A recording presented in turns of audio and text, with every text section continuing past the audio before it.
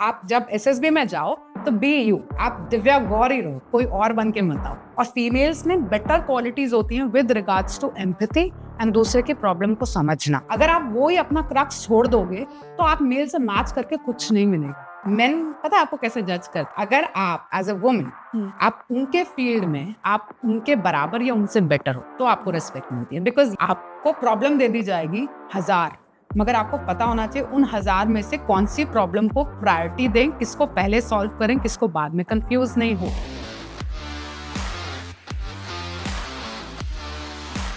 जैसे एनडीए में होता है कि आप आफ्टर 12th कर सकते हो और सीडीएस आपको ग्रेजुएशन चाहिए होता है। तो फर्क क्यों करते हैं ऐसा कि मतलब ग्रेजुएशन के बंदे को भी ले रहे हैं और फिर जो जस्ट 12th करके आया उसको भी ले रहे हैं? और ट्रेनिंग पीरियड की बात कर रहे हो? हाँ, मतलब वो एग्जाम देने के लिए एलिजिबल है दोनों। और देखिए एनडीए में आपकी 4 साल की ट्रेनिंग है ना, 1 साल अपना एनडीए के बाद आप 1 साल आईएमएम में भी आते हो, ठीक है, 3+1, राइट। तो अगर वो बच्चा जल्दी जा रहा है, आप 2 चीज एक्सपेक्ट देखो। अगर किसी को आप जल्दी ट्रेन करोगे लाइफ में तो आप उसको पर्सनालिटी को अपने हिसाब से मोल्ड कर पाओगे कि नहीं कर पाओगे? कर पाएंगे। अगर वो ज्यादा टाइम बाहर रहा तो उसकी पर्सनालिटी को मोल्ड करने में टाइम लगेगा। इसीलिए कई बार एनडीए वाले लोग, कैडेट्स कह लो या बाद में ऑफिसर्स कह लो, वो ज्यादा अच्छे से परफॉर्म कर पाते हैं। व्हाई? बिकॉज वो आर्मी के एनवायरनमेंट में इतने साल तक रह चुके हैं before they are commissioned as officers कि उनको ऑटोमेटिकली पता चल जाता है कि what is expected out of them, how they are supposed to deal with problems. आपको लगता है एनडीए का पीरियड बहुत आसान होता है? ट्रेनिंग आसान कहीं की नहीं होती। हाँ, राइट। एंड अगर आप 4 साल वो ट्रेनिंग में यूज्ड हो गए हो तो आपको बाकी की जो आर्मी की लाइफ है वो तो मक्खन लगेगी, राइट। ट्रेनिंग ज़्यादा हार्ड होती है। हाँ, क्योंकि ट्रेनिंग हार्ड करी जाती है जिससे कि आपको बाद में जाकर के आप जो एनवायरनमेंट आप ग्राउंड पे जब वर्क करें तो आपको इजी हो जाए। ठीक है, आपको डिफिकल्टी वहां है। आपको मैंने बताया डिफिकल्टी कहाँ आती है, जब आप मेन को डील करते हो। एकेडमी में आपके पास मेन नहीं है, राइट। एकेडमी में आप अपने आप को स्ट्रांग बना रहे हो, okay, to deal with stress. मगर जब आप बाहर आते हो as an officer, you are supposed to deal with your men, ठीक है। तो वो है असली चैलेंज, पर वो अलग तरीके का है, फिजिकल मेंटल नहीं है। बट ये है कि आपको एनवायरनमेंट ऐसा क्रिएट करना है कि आपके पास सब आए कि आपने देखा होगा 4 ऑफिसर्स हैं, राइट। मगर हमारे यूनिट में हर एक के पास नहीं जाता जवान प्रॉब्लम लेके, ठीक है। उसको लगता है कि ये ऑफिसर है, ये मेरी मदद करेगा, या ये मुझे समझेगा, या ये मुझे सही एडवाइस देगा, ऑलराइट। तो वो ऑरा बनाना पड़ता है, वो ऑफिसर बनने के बाद बनता है, नॉट इन एकेडमी। तो जब मैम आप अपनी उसमें थे, आप सर्व कर रहे थे, आपने कोई ऑपरेशंस वगैरह लीड करे हैं? किसी ऑपरेशन में आप रहे हो? नहीं, एज एन एएससी ऑफिसर ना हमें ऑपरेशंस नहीं मिलता है, बट यस हमें as ASC officers convoy manage करने के लिए मिलती है। कॉन्वॉय लेके जाना यहाँ से यहाँ, ठीक है। मेरे को बहुत मन था एकेडमी से भी पहले से कि अगर ऐसा कभी हो तो कभी टेररिस्ट आ जाए क्योंकि एज ए कॉन्वॉय कमांडर भी अब आप एकेडमी में बच्चे ही होते हैं, राइट, 20s में होते हो, तो लगता था कि यार ये कार्बाइन मिली हुई है, ये इंसाज मिली हुई है, किस काम की? अपनी प्रोटेक्शन के लिए? ना ना ना, इसके लिए तो ये होना चाहिए कि कोई टेररिस्ट मिल जाए तो एटलीस्ट एक बार तो कभी कुछ कर पाए टाइप ना। हाँ। तो एज एन इन्फेंट्री ऑफिसर आपको बहुत अपॉर्चुनिटीज मिलती हैं, हाँ। ठीक है, 1-on-1 होने की। As an services officer, not only female, as a male officer आपको शायद कमांडो पोस्ट मिल जाएगा मेल ऑफिसर को, सर्विसेज का है, या फिर आपको एक इन्फेंट्री अटैचमेंट मिल जाएगी, राइट, या आरआर पोस्टिंग मिल जाएगी। But as a lady officer आपको ये सारे एक्सपोजर नहीं मिलेंगे, ठीक है। तो ये तो आपका शेयर लक है कि आपकी कॉन्वॉय पे किसी ने अटैक किया और आपने उस टेररिस्ट को मारा with the help of the main. जरूरी नहीं है कि आप ही के हथियार से मारा जाए, मगर आपकी ड्रिल, कॉन्वॉय का मूवमेंट एक ड्रिल है बेसिकली, ठीक है। वो ड्रिल इस तरीके से होती है कि आपके कॉन्वॉय में सारे लोग प्रोटेक्टेड रहें, गाड़ियां सही से चलें, ठीक है। अगर कॉन्वॉय पे अटैक हो तो आपको क्या करना है, कौन कहाँ पोजीशन लेकर के, ठीक है, गाड़ियां कहाँ पे रुकनी है, बॉटलनेक है तो उसको फटाफट क्रॉस करना है, सच लाइक ड्रिल्स होती हैं जो सेट होती हैं। तो जब ऐसी चीजें सिनारियो आता है कि कहीं कोई अटैक आ गया कॉन्वॉय पे तो उसको कैसे डील करना है, वो सारी चीजें हमने सीखी, राइट। मगर वो किस्मत की बात है कि नहीं हुआ ऐसा, मतलब टेररिस्ट एनकाउंटर पे कभी फेस टू फेस नहीं हो पाया? नहीं। इनफैक्ट जब हम लद्दाख में थे तो एक इंस्टेंस हुआ था, आई थिंक कुरान फाड़ दी थी किसी ने, तो वहां पे कर्फ्यू वगैरह लग गया था, समथिंग लाइक दैट। तो हम लोग को आरओपी में भेजते थे, कि जाओ जाके चेक करो कि बात कोई बाहर चीज गड़बड़ ना हो, क्योंकि हमारा वो स्टेशन बहुत छोटा था, वो इन्फेंट्री यूनिट नहीं थी, एक हमारी एसी यूनिट थी और एक ट्रांजिट कैंप था, दैट इज ऑल। अब उसका सेफ्टी हमारी जिम्मेदारी थी। एंड वो कुरान पढ़ने के बाद जो इंसिडेंस था ये था कि ऐसा ना हो कि ये लोग आपस में एक दूसरे को मार काट दें, राइट, सिविलियंस। तो उसके लिए जब तक कि फोर्सेस बाहर से नहीं आती तो we were given a task कि भाई आरओपी लो, अपना बाहर निकलो और बुलेट प्रूफ वगैरह पहनो, मगर निकल के चेक करो कि कहीं कोई पंगा नहीं हो रहा है। तो वो भी ग्रुप में होता है ये काम ना, अकेले नहीं होता। तो वो ग्रुप में हम लोग रोड पे जाके आरओपी बैठ जाते थे कि भाई कुछ पंगा तो नहीं हो रहा है तो रिपोर्ट करेंगे, समथिंग लाइक दैट। आर्मी में अलग अलग फेजेस आते हैं, तो वैसे तो आपने बता दिया था, कोई इमोशनल बहुत मेमोरेबल? ओके, इमोशनल, हाँ। ओके। एक था जिसमें मैंने शायद अभी जोश टॉक्स में भी बताया था। My daughter was there on the Udhampur में मैं पोस्टेड थी, तो she was very small, around 2 years, ठीक है। एंड पीटी वगैरह सबके लिए होती थी, राइट, कंपलसरी। तो मुझे ये था कि डॉटर को 1-2 बार मैं घर पे छोड़ के गई हूँ, तो जब मैं वापस आती थी पीटी से, शी वाज ऑल रेड, क्योंकि वो उठ जाती थी, रोना धोना एंड ऑल दैट शुरू हो जाता था। देन आई थॉट कि यार इसको छोड़ के भी नहीं जा सकती, तो व्हाट डू आई डू। उस टाइम पे कोई था ही साथ में रहने वाला, तो आई टुक हर इन द जीप। तो जीप में वो बैठी होती थी एंड मैं वहाँ पीटी की रिपोर्ट चल रही, वो वहां से जोर से चिल्ला आवाज आती थी, मतलब पूरी यहाँ पे बटालियन खड़ी है, यहाँ रिपोर्टिंग हो रही है, मैं भी रिपोर्टिंग का ही पार्ट हूँ, एंड वहां से चीख रहा है बच्चा पीछे से। थोड़ा एम्बैरेसमेंट भी होता था, बट देन पीपल अंडरस्टूड कि यार ये तो होगा, just too bad. And convoys में भी जाना पड़ता था, तो बच्ची को मैं लेके जाती थी परमिशन के साथ, हाँ, क्योंकि बट उसको छोड़ा नहीं जा सकता था, क्योंकि हस्बैंड मेरे एनिमल ट्रांसपोर्ट में थे। वो 6 महीने उनका भी विंटर स्टॉकिंग चलती थी, तो वो भी आगे फॉरवर्ड पोस्ट में होते थे, वहाँ बच्चे रख नहीं सकते थे। तो as a distinguished officer I was allowed, तो कई बार मैं कॉन्वॉय में अपनी डॉटर को लेके गई हूँ। बट मैम वो रिस्क भी तो होता होगा। रिस्क तो लेना पड़ता है, बट जस्ट टू बैड। जैसे मुझे कभी कभी ये रियलाइज होता था, जैसे रानी लक्ष्मीबाई का केस है, राइट, वो लास्ट फाइट में अपने बच्चे को साथ लेके गई, राइट, बांध के लेके गई, छोड़ के नहीं लेके गई साथ, बिकॉज शी थॉट कि बच्चा उनके साथ ज्यादा सेफ है एज कंपेयर टू उसको अकेले छोड़, हाँ, राइट। सिमिलरली हमारे लिए भी ये रिस्क हमें लेना पड़ा, क्योंकि मुझे लगा अगर बच्चा मेरे आंखों के सामने है तो एटलीस्ट वो ज्यादा सेफ है as compare to alone with a maid, because third person के ऊपर आप 100% अपने बच्चे को नहीं छोड़ सकते, जिम्मेदारी आपकी है, आपका बच्चा। वो थे कई चैलेंजेस थे जहाँ पे मुझे लगा कि मुझे क्विट कर देना चाहिए for my children and all that, but then my family came as a savior, I will say. उन्होंने mother-in-law, कभी mother आकर के हमारे साथ रही हैं। जहाँ कोर्सेज आते थे बच्चे को नहीं ले जा सकते थे, हाँ, तो उन्होंने ध्यान रखा है बच्चों का। वे हमेशा सपोर्टिव रहे हैं। They were always supportive. It's basically vice versa. आपके कोई भी रिलेशंस ना लाइफ में वो तब वर्क करते हैं जहाँ आपने भी उन रिलेशंस में कितना इन्वेस्ट किया है। अगर मैं आपसे हमेशा अच्छी रही हूँ, आपके प्रॉब्लम्स में आपके साथ रही हूँ, तो दूसरा बंदा भी आपके साथ अच्छा ही रहता है। तो सेम चीज मैंने आर्मी में भी यही देखी, आर्म फोर्सेस में भी मेरे सीओज वगैरह ऑफिसर्स सारे अच्छे थे, ठीक है, एंड जो नेगेटिव थे वो भी मैंने ओवरलुक किया। You are not suppose to say कौन कैसा है टाइप ना, जजमेंट छोड़ दो, राइट। सिमिलरली घर पे भी काम आता है यही फंडा। तो आर्मी में और आर्मी रिटायरमेंट के बाद क्या चेंजेस आए आपके लाइफ में?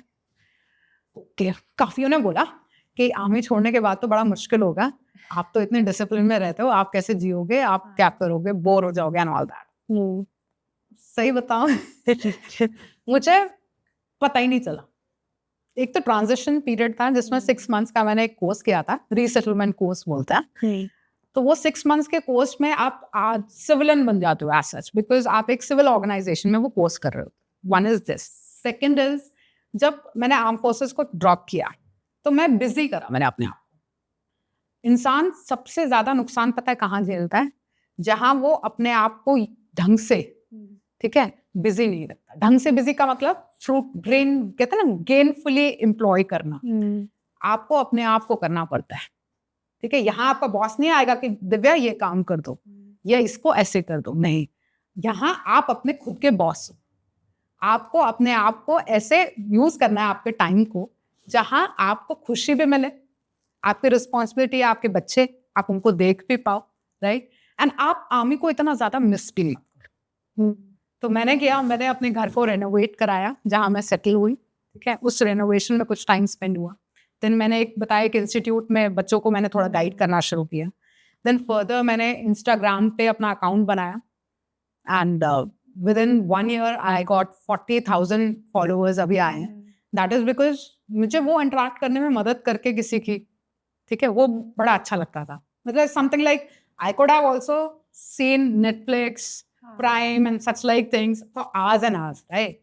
मगर मैंने चूज किया rather than spending time with ladies kitty parties, ठीक है, या हस्बैंड के यूनिट में चले जाओ एंड वो लेडीज के गैंग में आ जाओ, ठीक है, शॉपिंग करो। मैंने इसकी जगह अपनी स्टोरी खुद लिखी आफ्टर रिटायरमेंट। उस स्टोरी में सबसे मेन मकसद था कि पहले अपने बच्चों को देखना, राइट, जिसकी वजह से मुझे जॉब छोड़नी पड़ी। तो पहली प्रायोरिटी मैं वो निभाती हूँ। उसके बाद मैं अपनी हैप्पीनेस के क्वेश्चन पूरा फिलअप करती हूँ and I have a long term goal and for achieving that long term goal I have certain छोटे छोटे जगह होता है ना कि क्राइटेरिया, कि आज मुझे ये कर देना है, कल मुझे ये करना है, 1 week का ये क्राइटेरिया, ये करना पड़ता है क्योंकि आपको अपने ब्रेन को एंगेज रखना पड़ता है। ये चीज मैंने करी एंड इट वाज लाइक बहुत, मुझे अभी तक ऐसा रियलाइज ही नहीं हुआ कि मैं आर्म फोर्सेस छोड़ चुकी हूँ। अभी तक मतलब वही लाइफस्टाइल वही चल रहा है, बेसी हो रहा है। बिल्कुल। कोई ऐसी चीज है कि what NDA CDS doesn't teach you but वो आपके लिए इम्पोर्टेंट है? And can you repeat this question? कि one thing that training doesn't teach you but आपके लिए बहुत इम्पोर्टेंट होती है, कि आपको कुछ स्किल्स होती है जो आपको आनी चाहिए लेकिन आपको ट्रेनिंग के टाइम पे नहीं सिखाई जाती, सब कुछ होता है। वही जो ऑफिसर लाइक क्वालिटीज होता है वो इनबिल्ट होंगे, वो इनबिल्ट चाहिए। अगर आप टीम में अच्छा काम नहीं कर पाते हो, ठीक है, तो आप अकेले पड़ जाओगे, ठीक है, ना आप किसी की मदद कर पाओगे ना कोई आपकी मदद करेगा, राइट। इसी तरीके से आप एक ऑनेस्ट बंदे नहीं हो, ठीक है। अगर आप मेरे साथ यहाँ बैठे हो एंड मैंने आपका देख लिया कि अगर आप ऑनेस्ट नहीं हो तो would I like to interact with you further? नहीं। कुछ बेसिक क्वालिटीज होती हैं जो एक अच्छे इंसान में होना बहुत जरूरी है, ठीक है, जो कि एक्चुअली ऑफिसर लाइक क्वालिटी बोलते हैं, ठीक है, बट मुझे लगता है ये ऑफिसर लाइक क्वालिटी सिर्फ ऑफिसर्स के लिए नहीं है। It's for becoming a good human being and it's for becoming a good citizen of India. Don't you think so? आप बताओ। देखो, मैंने जितनी आपको सारी सोशल अडेप्टेबिलिटी हो गई, इनिशिएटिव हो गया, ठीक है, हेल्पिंग ईच अदर, ह्यूमैनिटी, ये सारी चीजें जो हैं वो एक नॉर्मल सिटीजन में होना मस्ट है, राइट। अगर हम सोचते हैं कि अपनी कंट्री की प्रोग्रेस होगी, वो कब होगी? जब सिटीजन्स अपने जो प्रोफेशनल काम कर रहे हैं उसको 100% करें। If he is a doctor, he should devote everything to his profession, ठीक है। ईमानदारी, इंटीग्रिटी अपने प्रोफेशन के साथ कर लो तो ऑटोमेटिकली कंट्री अच्छा करे, हर कोई के लिए, राइट। सिमिलरली आर्म फोर्सेस के लिए भी है। आर्म फोर्सेस में हमने ज्वाइन किया है for your motherland, right. Integrity के साथ सर्व करें जितना भी पीरियड हो आपका, then you are doing your best. अगर जिसमें इंटीग्रिटी नहीं हुई, ऑनेस्टी नहीं हुई, मुझे नहीं लगता कि फिर then that person is fit for anything. Arm forces छोड़िए, आपको कोई डॉक्टर, एडवोकेट कोई ऐसा मिलता है जो करप्ट है, राइट, अपने प्रोफेशन से दगा कर रहा है, तो वो तो सब अवॉइड करेंगे ऐसे बंदे को, राइट। वही चीज यहाँ पे भी है। आपकी फर्स्ट पोस्टिंग आपने बताया बेस्ट वही थी, उसके अलावा कहाँ पोस्टिंग हुई थी और बेस्ट कौन सी थी? Okay, best, alright. ओके, मेरी पोस्टिंग्स वैसे काफी ज्यादातर अपना जे.एन.के एरिया में आई है, राइट, एंड असम एरिया में आई है। पंजाब, असम एंड जे.एन.के, इसी एरिया में तीनों में ड्रॉप मारते रहते हैं हमारा विद फैमिली, ऑलराइट। जे.एन.के में जैसे मैंने बताया अपना बुदखरबू, लद्दाख एरिया, राइट। फिर उसके बाद उधमपुर भी रही हूँ मैं, फिर उसके बाद Mohanbari, Misamari, these are Assam posts, right. Kalimpong था, then we were posted in Firozpur, which is a border, Punjab border, right. Then we were posted in Jalandhar also, that was a supply depot. तो अलग अलग areas में रही हूँ, but जहाँ तक मुझे लगता है Kalimpong was the best posting, where I was given a responsible position, and वो होती थी OC Charlie company. Charlie company is something like a company which looks after supplies of the area. Area means full, पूरा का पूरा आपको जितनी units हैं, सिर्फ इस स्टेशन की नहीं, अलग अलग कुछ यूनिट्स हैं आपकी सुपर हाई एल्टीट्यूड में, कुछ यूनिट्स हैं हाई एल्टीट्यूड में, कुछ पीस में, कुछ नीचे हैं, तो वो पूरे के पूरे एरिया की सप्लाईज आपको मैनेज करनी है, डील करनी है, कैलकुलेट करनी है, पेमेंट करना है करोड़ों, ठीक है। कहाँ राशन पहुंचा, कहाँ नहीं पहुंचा, सब्जी क्यों नहीं पहुंची, कौन सा रास्ता कट ऑफ हो गया, हेलीकॉप्टर से कैसे जाएगा सामान, बहुत सारी चीजें। तो वो सारी रिस्पॉन्सिबिलिटी की जो पोजीशन थी वो ज्यादातर एक मेल ऑफिसर को दी जाती थी अभी तक। पहली बार इस यूनिट में उन्होंने एक लेडी ऑफिसर, मतलब मुझे इंटरेस्ट किया as a senior major, I was there as a senior major, तो उन्होंने मेरे को दिया कि ये चार्ली कंपनी आप रन करेंगे, ठीक है। वो मेरे लिए चैलेंज था, राइट, प्रोफेशनल चैलेंज। मगर उसमें क्या होता है, आप घंटों घंटों डॉक्यूमेंटेशन करते हो। सप्लाई ऐसी चीज है, देना सामान आसान है, मगर लिखा पढ़ी डॉक्यूमेंटेशन उससे डबल एफर्ट्स वाली चीज है, राइट। और जब ये डबल एफर्ट्स होते हैं, आपके जवान करते हैं, आपको उसको क्रॉस चेक करना है, राइट। इतने घंटे हो जाते थे कि कई बार रात में 11 बजे तक आप ऑफिस में बैठे हैं क्योंकि पेमेंट्स क्लोज करनी, टाइम बाउंड चीजें होती थी, ठीक है। मगर वही चीज आपको रिस्पेक्ट भी लाती है। बाकी ऑफिसर्स चाहे जल्दी चले गए घर, राइट, आपको काम खत्म करना है, टाइम बाउंड है, जब तक आगे से सामान नहीं आएगा, ठीक है, तब तक आप उनको पेमेंट नहीं कर सकते। बहुत सारी चीजें हैं, किसी को वार्निंग लेटर देना है, किसी को कुछ करना है। तो ऐसी सारी चीजों में ना आप जब इन्वॉल्व हो जाते हो तो कई बार आपको स्ट्रेन भी पड़ता है, सीखते हो, ठीक है। There is a lot of learning in arm forces. But then जैसे मेरे को सर्वाइकल स्पॉन्डिलाइटिस हुआ था वहां पे, आई कुड रिमेम्बर कि चक्कर आने शुरू हो जाते थे। जैसे मैं गर्दन नीचे करती थी, तो गर्दन नीचे करते डॉक्यूमेंट करते करते मैंने देखा 1-1.5 साल में मुझे ये कान से आवाज आना, राइट, एंड चक्कर आना, ठीक है, ये सारी चीजें शुरुआत हुई। देन आई रियलाइज कि may be sitting posture is not right, ठीक है। फिर मैंने एलिवेशन लगाना शुरू किया, जो अपना लगाते हैं टेबल पे for documentation and all. It was something like learning also. At the same time मुझे पता चला चैलेंज ये भी होते हैं, जरूरी नहीं है कि ग्राउंड पे ही जाके चैलेंजेस हों। एएससी के चैलेंजेस जो हैं वो आपके सही से डॉक्यूमेंटेशन करना without any inquiry, without any fault, वो बहुत बड़ी बात है जो लोग समझते नहीं है। लोग सोचते हैं इन्फेंट्री वाले, आरटी वाले, आर्मर्ड वाले ये चैलेंजेस ले रहे हैं। क्यों? क्योंकि वो ग्राउंड पे अपने जो इक्विपमेंट्स हैं उनके साथ लड़ते हैं, राइट, फिजिकल फिटनेस करते हैं। मगर सर्विसेज में, I can talk about ASC because I was there, right. ASC में असली चैलेंज ना फायरिंग करके फिजिकल फिटनेस से नहीं है। असली चैलेंज है आप राशन पानी सामान सही टाइम पे सही जगह पे पहुंचाओ, उसका डॉक्यूमेंटेशन सही से करो, पेमेंट सही से करो, एंड विदाउट ऑडिट में कोई प्रॉब्लम ना है। Audit is something checking, right, on your work. ये है एएससी में जो आप करके दिखाते हो कि yes you are professionally sound, and वो बहुत बड़ा चैलेंज है। People should understand that. And if you are ready for services, be ready कि आपको जरूरी नहीं है कि आप 5 किलोमीटर में फर्स्ट आ गए तो आप अच्छे एएससी ऑफिसर हो। नहीं, आप अच्छे एएससी ऑफिसर तब हो जब आप फिजिकली फिट होने के साथ साथ डॉक्यूमेंटेशन, राशन, अपना प्रोफेशनल वर्क में A1। तो ये इस यूनिट ने मुझे ये चीज सिखाई थी, and I am really thankful कि कभी कुछ चीजें थोड़ा सा कहता ना मेहनत से मिलती, इतनी आसानी से नहीं मिलती। एंड कुछ सिखलाई जो है ना जिंदगी आपको खुद से करके ही मिलती है। कोई बता दे ऐसे होगा तो शायद आप इतने अच्छे से नहीं सीखोगे। जब आप खुद से करते हो, ठीक है, परेशानियां झेलते हो, तब जाके आप ज्यादा बेटर पर्सनालिटी। सबसे हार्डेस्ट भी यही रही है? हार्डेस्ट भी कहेंगे यही, क्योंकि इसके अलावा मुझे नहीं लगता कि फिजिकली मुझे कभी कोई दिक्कत हुई थी आर्म फोर्सेस में। एंड प्रोफेशनल उसमें सबसे चैलेंजिंग वाज दिस पोस्टिंग होती है। इन सब के दौरान आपको कोई मेंटोर मिले अपने, जिन्हें आप अपने मेंटोर मानते हो आर्मी में ज्वाइन करने के बाद, फील्ड में जाने के बाद? देखिए, मेंटोर मेरे थे आर्म फोर्सेस में जाने से पहले, हाँ, colonel Rai.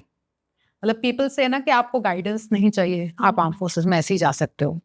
But I took guidance. Almost 15 days का मैंने इनसे सेशन लिए थे, where the mock interviews were done, ठीक है, where various aspects with regards to psychological assessment, ठीक है, GTO task and everything was discuss कि कैसे आएंगे। बिकॉज जब आपको पता है कि टेस्ट में आपसे क्या पूछा जाएगा, then only you will be able to give your 100%, right? जैसे अगर आप किसी एक जैसे ये पॉडकास्ट समझ लीजिए, right? I asked you, what are we gonna discuss about, right? Why? क्योंकि इससे क्या होता है, आपकी anxiousness नहीं होती, you know what is coming, right? So that you can give your 100%. Similarly, armed forces में जाने से पहले I went to this guy colonel Rai, gem of a person, ठीक है, बंदे में मैच्योरिटी थी, एज थी, ऑफ कोर्स। कर्नल राय, मतलब अभी भी नाम सुनते हैं ना तो बताया अच्छा तुमने कर्नल राय से सीखा था, अच्छा मैं भी गई थी टाइप्स ना। बहुत लोग हैं जो उनके पास गए थे एंड ऑफिसर बने। He was I am really thankful to him. जब कम्युनिकेट करती थी तो वो बताते थे कि Divya you should work on this aspect and you are doing good, you should be selected, something like that. But मुझे याद है कि जैसी सिलेक्शन हुआ उसके बाद me and my parents went to him, ठीक है, थैंक्स किया and all that. And even marriage के टाइम पे ही वाज कॉल्ड, अच्छे से वो आए थे हमारी मैरिज में, मेरे husband. And I had found marriage though we lost him, कुछ साल पहले उनकी डेथ हो गई। But then he was something कि कोई बच्चा परेशानी में है, फाइनेंशियल प्रॉब्लम है, बच्चे गाइडेंस के लिए आपके पास आते हैं, तो right, how to choose a right mentor? Okay fine. ये तो थोड़ा ट्रिकी क्वेश्चन है। रॉन्ची, क्या क्वालिटीज देख के जा सकते हैं? क्योंकि गाइड करने वाला बहुत होता है बट नहीं समझ आता कि किसकी गाइडेंस हेल्पफुल है, क्योंकि एक ही चीज पे 10 तरीके की एडवाइस मिलती है और बहुत कंफ्यूजन होता पर मुझे लगता है कि हर कोई मेंटर, जैसे मैंने सुना है लोगों का भी, they are almost on the same lines. See आपका मेंटर ना उस प्रोफेशन से जुड़ा होना चाहिए जिसमें आपको जाना है। है। अगर आपको आर्म फोर्सेस में जाना है और आप एक बिजनेस में से सीख रहे हो कि कैसे तैयारी करनी है, then you are wrong, because उसने कभी दिया ही नहीं है एसएसबी, उसको पता ही नहीं है कि क्या होता है, राइट? क्लियर करना तो दूर की बात है। तो यू शुड नो कि ठीक है, रिटर्न के लिए आई अंडरस्टैंड, रिटर्न के लिए आपको जाना पड़ेगा, ज्वाइन करना पड़ेगा, सेल्फ प्रिपरेशन करनी है तो भी आपको गाइडेंस चाहिए ओवरऑल, ठीक है, उसमें आप लीजिए लोगों की मदद। मगर when it comes to SSB, right, SSB के लिए आप उनसे मदद लीजिए जो ऑलरेडी आर्म फोर्सेस में रह चुके हैं या सर्व कर रहे हैं। कई मैंने ऐसे ऑफिसर्स भी देखे हैं वो are already serving in arm forces, and बच्चे आते हैं उनसे पूछते हैं कि सर कैसे करनी है तैयारी, आप मुझे बताइए, and they are genuinely guiding people, right. मगर एक होता है गाइड करना, राइट, एक होता है तैयारी कराना, दोनों में फर्क है, ठीक है। गाइड करना मतलब मैंने आपको बता दिया ऊपर से मैक्रो लेवल पे कि आपको ये तैयारी करनी है, फिजिकल फिटनेस करनी है, ठीक है, कम्युनिकेशन पे वर्क करना है, ठीक है, body gesture, physical personality, confidence, ये सारे बूस्टअप करना है, ठीक है। You should have lots of knowledge, तो आपको कैसे कैसे कहाँ कहाँ किस किस चैनल से नॉलेज मिलेगी, चाहे वो न्यूज़पेपर हो, ये सब मैं आपको बता दूंगी, राइट। बट इसके बाद क्या, कई लोगों को इससे ज्यादा पुश चाहिए होता है, right. So if you are going for your SSB तो आपको साइकोलॉजिकल टेस्ट होंगे, आपको वो किस तरीके से ऑफिसर लाइक क्वालिटी एक्सट्रैक्ट कर रहे हैं एक टेस्ट में, वो मैं आपको बताऊंगी, राइट। तो आप उसके ज्यादा बेटर प्रिपेयर कर पाओगे, ओके। तो उन मेंटर्स के पास जाइए जिनको आइडिया हो, ठीक है। अब जैसे मैंने 2 एसएसबीज दिए, दोनों क्लियर किए एक ही बारी में, बट इसका मतलब ये नहीं है कि मुझे एसएसबी के बारे में सारा पता है, नो। मैं पहली बंदी होंगी जो बोलूंगी कि मैं 2 एसएसबी क्लियर करने के बाद भी मुझे नहीं पता था कि एसएसबी वाले क्या देख रहे हैं, ओके। वो कब समझ में आता है, when people started questioning me. जब मैंने इंस्टीट्यूट ज्वाइन किया, ठीक है, I used to research on this. मेरे में एक क्या कहते हैं कीड़ा है, मैं ना रिसर्च बहुत करती हूँ, मैं डिटेल में जाती हूँ चीजों के, ठीक है। अगर आप मुझसे कोई भी चीज पूछोगे तो आई will not give you superficial reply, मैं डिटेल में जाऊंगी, इन डेप्थ में। तो जब मैंने देखा कि इंस्टीट्यूट वाले मुझसे गाइडेंस चाह रहे हैं, आई स्टार्टेड डिगिंग थिंग्स, ठीक है, व्हाट इज इट, ठीक है, what are they looking for in SSB, ठीक है, how are the candidate supposed to perform there, alright, what do they do wrong, बहुत सारी चीजें हैं एस्पेक्ट। एंड इतनी डेप्थ में चली गई कि कई बार तो मैं, जो मेरे कुछ कोर्समेट्स हैं जो जीटीओ रह के आए हैं एंड साइकोलॉजिस्ट रह के आए हैं, मैं उनसे भी बात करती थी डिटेल में कि क्या किया, कैसे किया, ओके, इनका डोजियर कैसे बनता है, इसका क्या होता है, क्योंकि कोई भी नई चीज सीखने में कोई शर्म नहीं होनी चाहिए, what ever be the age group, ठीक है। अगर मैं आपको हेल्प कर रही हूँ एज अ मेंटर, तो सबसे पहले रिस्पॉन्सिबिलिटी मेरी ये होनी चाहिए कि मुझे उसके बारे में पूरा पता हो, राइट। तो मैंने वो जब डिटेल में जाना शुरू किया, ठीक है, एंड उनसे बात करना शुरू किया, देन दे रियलाइज कि यार तेरे को तो ये सारा सब समझ में आता है। मैं कहा हाँ, पहले नहीं आता था, क्लियर भी कर लिया, पर मुझे नहीं पता था कि what are they looking, right, ठीक है। कम्युनिकेशन पे वर्क किया, कॉन्फिडेंस लेवल आ गया, नॉलेज बढ़ गई, ठीक है, सब कुछ हो गया, राइट। मगर इसका मतलब पता क्या है कि आपको ऐसे मेंटर के पास जाना चाहिए जिसके पास एक्सपीरियंस भी है, राइट, खुद आर्म फोर्सेस का। दूसरा, वो सिर्फ पैसों के लिए आपको ना पढ़ा रहा हो, राइट, गाइड कर रहा हूँ, उसका एक नोबल कॉज होना चाहिए। ओके, उसका ये होना चाहिए कि आपने उसको गाइड कर दिया, उसके बाद भी वो 10 बार आपके पास वापस आए कोर्स ड्यूरेशन खत्म होने के बाद, तब भी you are there to help that guy. Okay, वो एक साइकोलॉजी है एज अ मेंटर। अगर आपको किसी की मदद करने में मजा आता है, राइट, आपको अच्छा लगता है कि किसी की मदद हो रही है आपसे, तो वो मेंटर वो बेस्ट है, बजाय उस मेंटर के जो क्लेम करता है कि वो एसएसबी सो एंड सो में रहा, एसएसबी सो एंड सो में रहा, मगर सॉरी ये मेरे वर्किंग आवर्स है, इसके बाद मेरे से कोई कुछ नहीं पूछे। एंड ये बच्चे मेरे पास आते हैं कि मैम मैंने इस इंस्टीट्यूट से कर लिया, इससे कर लिया, इससे कर लिया, मेरा सिलेक्शन नहीं हुआ, मगर मेरे को ये लोग ये नहीं बता रहे मेरे में प्रॉब्लम क्या है, कैन यू गाइड मी। उनको बस सैंपल में देती हूँ कुछ स्टोरीज लिखने के लिए, पिक्चर्स देती हूँ, ये देती हूँ, उनका असेसमेंट करती हूँ, एंड जब वो फ्री ऑफ कॉस्ट करती हूँ देन दे आर ज़ैब्ड कि यार ये तो इतने इतने हजारों में ले रहे थे, मैडम टाइम भी दे रही हैं, सब कुछ कर रही हैं। तो this is how you connect with people, and मेरे जैसे हजारों होंगे, आई एम श्योर। ठीक है, ये एटीट्यूड बहुतों में है। द ओनली थिंग इज सही जगह पे आप गाइडेंस लें, ठीक है, that will help you. Guidance बहुत जरूरी है। एक जिसका एजेंडा बिजनेस है ना, ठीक है, मुझे लगता है बिजनेस जो है वो हेल्थ सेक्टर से, एजुकेशन सेक्टर से एंड ये प्रोफेशनल सेक्टर से हटा देना चाहिए। Government should take it over. And इतना जैसे आप बाहर की कंट्रीज में भी होता है, ठीक है, आप देखिए दुबई में है, ठीक है, दोहा में है, ऐसे 5 स्टार हॉस्पिटल्स हैं, they are run under government funding, right. मगर ऐसा नहीं है कि आप प्राइवेट में जाओगे तो आपको 5 स्टार ट्रीटमेंट, गवर्नमेंट वाले हॉस्पिटल भी 5 स्टार ट्रीटमेंट दे रहे हैं। वहां पे ऐसा कुछ नहीं है कि कमर्शलाइज हो गया, बिजनेस के लिए हो गया। तो मेरे ख्याल से गवर्नमेंट को इन सारे सेक्टर्स में से अगर सही रखना है चीजें, तो बिजनेस माइंडसेट हटा देना चाहिए। एजुकेशन का तो बिजनेस बन ही चुका है अब। वो नहीं होना चाहिए कि इतना फला फला इंस्टीट्यूट है, करोड़ों में फी जा रही है, दिस इज रॉन्ग। और इंस्टीट्यूट्स में क्लेम करते हैं कि हम सिलेक्शन करवाएंगे ही करवाएंगे, तो आप सालों साल वहीं बैठे रहोगे उसका भी फायदा नहीं है। See I don't claim for selection, but I claim that I can instill officer-like qualities in you. There is a difference. मैं आपके अंदर डाल सकती हूँ, मगर उसके बाद आपको अपनी प्रैक्टिस करनी पड़ेगी, ठीक है। If you think कि communication skills एक हफ्ते में आ सकते हैं, then you are wrong. एक हैबिट ही बनने में 21 days लग जाते हैं। तो फिर वो स्किल में आप मास्टर बनने में क्या 21 days में हो सकता है? ये क्वालिटीज हमको मतलब डेवलप कर सकते हैं, बट टाइम लगता है। So that is why SSB की ट्रेनिंग ना, मुझे लगता है it's not about SSB, it's about, जैसे मैंने बताया, एक सही सिविलियन के लिए भी ये सारी क्वालिटी जरूरी है, कि स्कूल में ही शुरू हो जाना चाहिए। इररिस्पेक्टिव आपको एनडीए जाना है नहीं जाना है, स्कूल में ही ये सारी क्वालिटीज आप बच्चों में डालना शुरू करो। अदर देन जो बुकिश नॉलेज हम डाल रहे हैं, I think there will be better civilians, there will be better people. तो मैम जैसे जो फीमेल्स आती हैं, ये ना एक नेचर है फीमेल्स का कि वो सॉफ्ट होती है, लेकिन ऑफिसर्स थोड़े से स्ट्रिक्ट होता है, तो वो बैलेंस कैसे बनता है? देखिए, पहले तो सॉफ्टनेस आती है बिकॉज फीमेल्स को ज़्यादा रिस्पॉन्सिबिलिटी की पोजीशन घर में नहीं देते, राइट। हाँ, तो वो और सॉफ्टनेस को अप्रिशिएट किया जाता है फीमेल्स की। Why? I don't understand that. Maybe people से कि I am a soft speaker, but then I am not. I know that जब मुझे गुस्सा आता है तो मुझे गुस्सा आता है अच्छा वाला। तो दिस क्वालिटी की फीमेल को सॉफ्ट ही होना चाहिए। I don't go with that. One. Second, आप यूनिट में होते हो, ठीक है, मैंने ऐसे भी देखा है कुछ फीमेल ऑफिसर्स हैं, they are really doing very well in their career, but they are very खुर्राट ऑल्सो। आप बताओ, आप किससे डरोगे?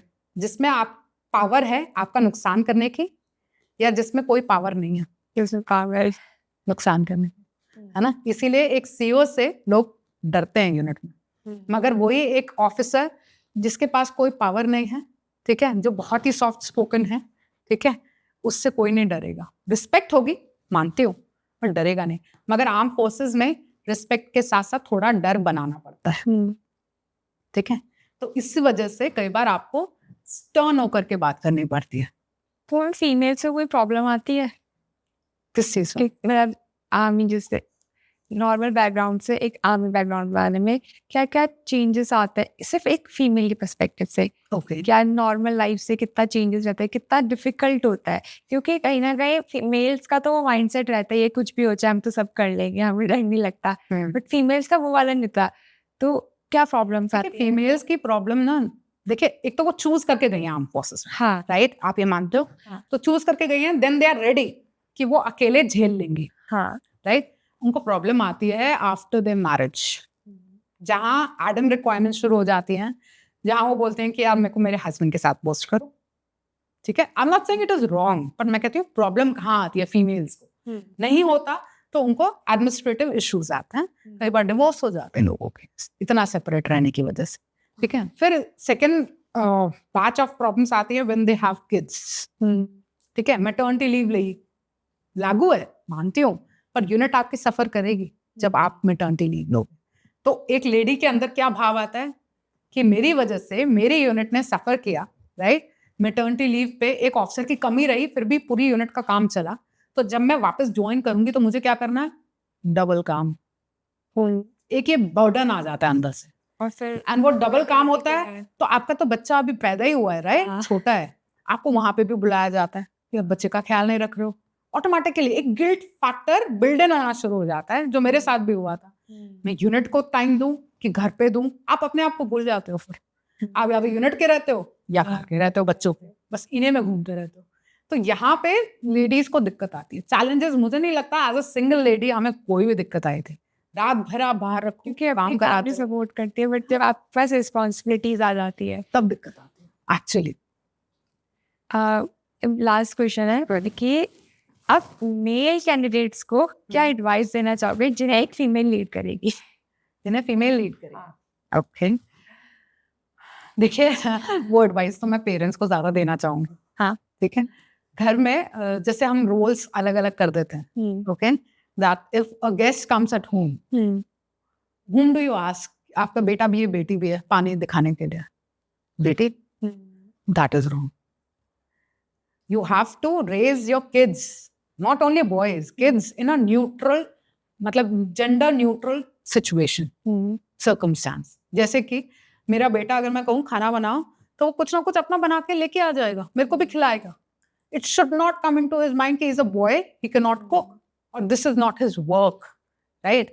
इसी हिसाब से उसको यूज टू होना पड़ेगा फीमेल ऑर्डर्स लेने के लिए भी. अभी तक जेंट्स जो हैं वो ज्यादातर अपनी मदर से ही ऑर्डर्स लेते हैं, राइट, घर पे मम्मी ने ये कह दिया तो करना है. हाँ. उसके अलावा उनके एज ग्रुप के कोई बच्चे, कोई गर्ल जो होगी, अगर वो उनको बोलेगी वो नहीं सुनते. वो यूज टू करना है अपने आप को धीरे धीरे, बिकॉज अब जो आर्म फोर्सेस हैं वो जेंडर न्यूट्रल है.